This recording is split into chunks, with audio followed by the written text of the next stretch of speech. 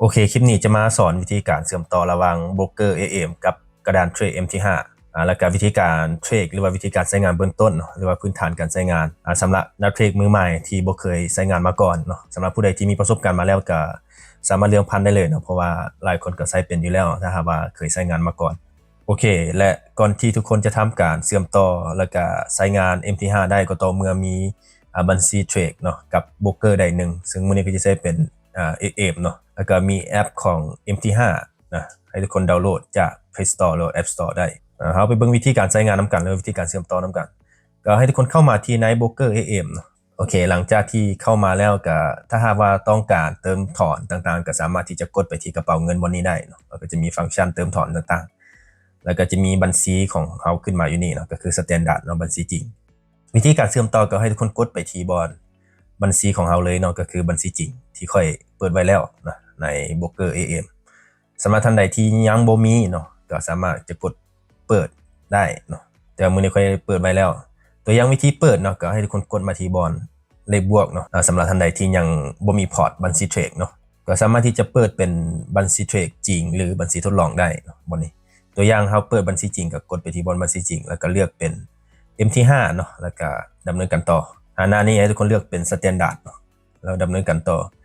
ตั้งค่าบัญชีเขาเจ้าก็ตั้งให้เรียบร้อยแล้วนะครับมีแต่จะเปลี่ยนleverage ก็ได้ถ้าหากว่าต้องการเปลี่ยนแต่ว่าเขาจะใช้เป็น1/1000เลยหลังจากนั้นเขาก็กดยอมรับเงื่อนไขอยู่นี่แล้วกดดำเนินการต่ออันนี้ก็คือวิธีการเปิดบัญชีเนาะแต่ว่ามื้อนี้ค่อยมีบัญชีอยู่แล้วค่อยก็จะบ่เปิดอีกเนาะเขาก็ใช้แต่บัญชีที่มีอยู่แล้วฮะโอเคหลังจากนั้นให้ทุกคนกดไปที่บอนจัดการเพื่อทำการเอาข้อมูลต่างๆแล้วกดไปที่บอนข้อมูลบัญชีทุกคนก็จะเห็นเซิร์ฟเวอร์กับหมายเลข MT ของเราอยู่นี่เนาะเราจะใช้ตัวนี้ในการล็อกอินเข้าใน MT5 ให้ทุกคน copy เอาหมายเลข MT ไปเนาะก็คือ ID นั่นแหละกดไปบนนี้เนาะแล้วก็คักลอกเอา ID ของเราไปจากนั้นไปที่แอป MT5 เข้ามาในแอปก็จะมีหน้าต่างประมาณนี้เนาะก็ให้ทุกคนกดไปที่บอนเพิ่มบัญชีเทรดบอนนี้หรือว่า3ขีดเจหันก็ได้แล้วเริ่มต้นเนาะถ้าเป็น iPhone ก็จะเขียนคำว่าตั้งค่าบัญชีประมาณนั้นแหละแล้วกดเพิ่มบัญชีบนนี้หลังจากนั้นก็พิมพ์ซื้อโบรกเกอร์เนาะก็คือ AM Go Bond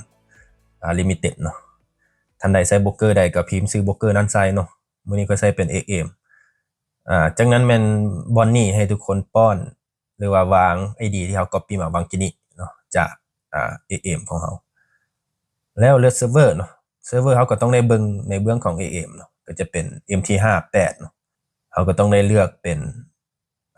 MT58 ต้องได้ตรงกันได้เพราะว่าเซิร์ฟเวอร์ของแต่ละคนอาจจะบ่คือกันก็เลือกให้มันตรงกันสำหรับรหัสผ่านแม้ทุกคนใส่รหัสผ่านบัญชี AM เนาะที่เฮาใช้ในการสร้างบัญชีตอนสมัครบัญชีนั่นแหละ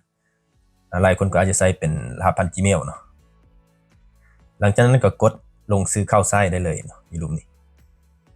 โอเคถ้าหากว่ามันขึ้นแบบนี้แสดงว่าเฮาได้เชื่อมต่อเป็นที่เรียบร้อยแล้วก็คือสำเร็จแล้วว่าซั่นซะก็ตอนนี้ยังบ่ทันมีเงินเนาะเพราะว่าบ่ทันได้เติมเงินเข้ามา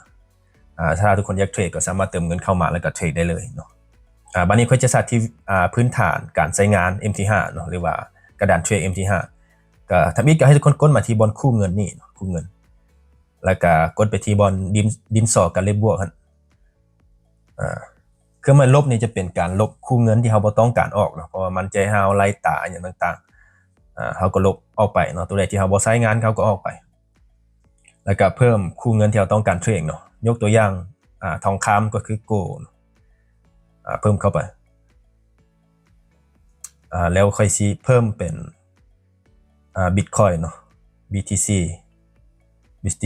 US ดอลลาร์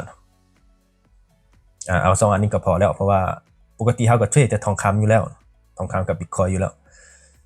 บัดนี้ถ้าเฮาอยากเทรดเนาะเฮาก็มีแต่กดค้างไว้คู่เงินที่เราต้องการเทรดเนาะยกตัวอย่างเฮาอยากเทรดทองคำเฮาก็กดค้างเนาะกดค้างไว้กดค้างไว้มันก็จะขึ้นเป็นกราฟเนาะ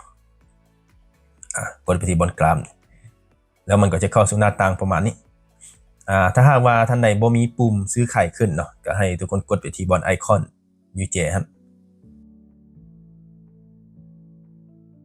กดเข้าไปแล้วจะแสดงปุ่มซื้อขายขึ้นมาประมาณนี้เนาะโอเคตอนนี้ตารางรู้สึกว่ามันไล่ตาเราจะเปลี่ยนให้ทุกคนจิกไปที่หน้าจอบันนึงเนาะ กดจิตไปที่หน้าจอแล้วจะขึ้นมาตัวนี้ให้ทุกคนเลือกเป็น3ขีดบนนี้เนาะเลื่อนลงมาลุ่มมันจะมีคำว่าสีกดเข้าไปเลยก็เปลี่ยนสีต่างๆตามที่เราต้องการได้เลยยกตัวอย่างตารางนี่เขาจะเปลี่ยนเป็นสีดำเนาะเพราะว่าให้มันกลมกลืนกับพื้นหลังของเขาเป็นสีดำแล้วก็ราคาเนาะแท่ง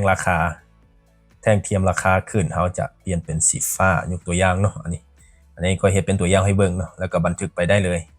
จากนั้นกดออกมาเนาะเขาก็ได้หน้าต่างกระดานเทรดที่มันสะอาดงามตาขึ้นแล้วก็เบิ่งง่ายขึ้นเนาะอันนี้ก็คือวิธีการตั้งค่าเบื้องต้นเนาะเราก็สามารถที่จะตั้งค่าเพิ่มเติมได้โอเคต่อมาก็จะเป็นบอลปุ่มการซื้อขายนี่เนาะกรณีที่เขาออเดอร์ต่างๆเนาะกดซื้อกดขายมันก็จะมาอยู่นี่แต่ว่าตอนนี้เขายังบ่ทันได้กดเถื่อนบนประวัตินี่ก็จะเป็นประวัติการซื้อขายหรือว่าการเทรดของเขาเนาะโอเคบัดนี้ค่อยจะสาธิตวิธีการออเดอร์หรือว่าการเทรดตัวจริงเนาะโดยใช้บัญชีเทรดทดลองไปก่อนเนาะเพราะว่าเขายังไม่ทันได้เติมเงินเข้ามาถึงบอล M15 นี่จะเป็นบอลเปลี่ยนเวลาเนาะก็คือ time frame ทุกคนจะใช้เวลา15นาทีบอก5นาทีบอกก็ได้หรือว่า1ชั่วโมงก็สามารถเลือกได้เนาะบอลนี้ก็จะเป็นจำนวนเงินเนาะหรือว่าจำนวนหลอดเริ่มต้นก็จะอยู่ที่ 0.01 เนาะก็คือ$1เนาะ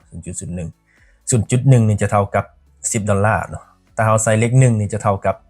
$100ก็เรียกว่า1หลอดเนาะในทางforex มันก็จะไล่แบบนั้นหลังจากนั้นเวลาเรากดซื้อนี่มันก็จะขึ้นให้เรายอมรับเนาะสำหรับนักเทรดหรือว่ามือใหม่ที่เรากดครั้งแรกมันจะขึ้นให้ประมาณนั้น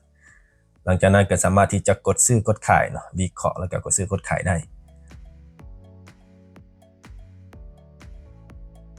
เมื่อเราออเดอร์แล้วมันก็จะมาอยู่ที่ฟังก์ชันบนนี้เห็นบ่การซื้อขายนี่ตัวที่มันขึ้นสีฟ้าแสดงว่าเรากำไรเนาะตัวที่มันสีแดงจะเป็นติดลบประมาณนั้นเนาะแล้วถ้าหากว่าเราอยากปิดออเดอร์ก็สามารถที่จะเลื่อนออเดอร์ใดออเดอร์หนึ่งเนาะถ้าว่าอยากปิดเป็นออเดอร์ใดออเดอร์หนึ่งเราก็สามารถที่จะเลื่อนมาปัดมาเบื้องซ้ายมือของเราเนาะแล้วก็สามารถที่จะปิดได้ประมาณนี้หรือว่าอีกวิธีหนึ่งก็คือกดค้างไว้แล้วก็ปิดสถานะแล้วก็ปิดที่กำไรเนาะหรือว่าขาดทุนประมาณนี้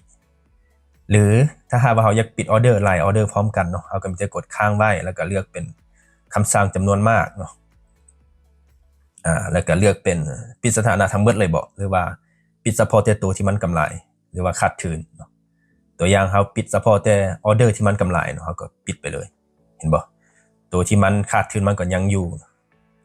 หรือว่าถ้าเราอยากปิดตัวที่มันขาดทุนไปเราก็สามารถที่จะเฮ็ดได้ก็มีแต่กดค้างไว้แล้วก็ปิดสถานะหรือว่าคำสั่งจำนวนมากเนาะปิดสถานะที่ขาดทุนบ่ทั้งหมดเนี่ยต่างๆเห็นบ่มันก็จะได้คือกันบัดนี้บนประวัติมันก็จะขึ้นตัวที่เราออเดอร์เมื่อกี้นั่นแหละเนาะเห็นบ่ก็จะประมาณนี้เนาะวิธีการเชื่อมต่อบัญชี MT5 กับ AM แล้วก็วิธีการเทรดเบื้องต้นสำหรับมือใหม่นะก็สามารถที่จะไปใช้ได้หรือว่าบ่เข้าใจบอลใดก็สามารถคอมเมนต์ถามได้เนาะขอบใจทุกคนที่เข้ามารับชมและแสดงความคิดเห็น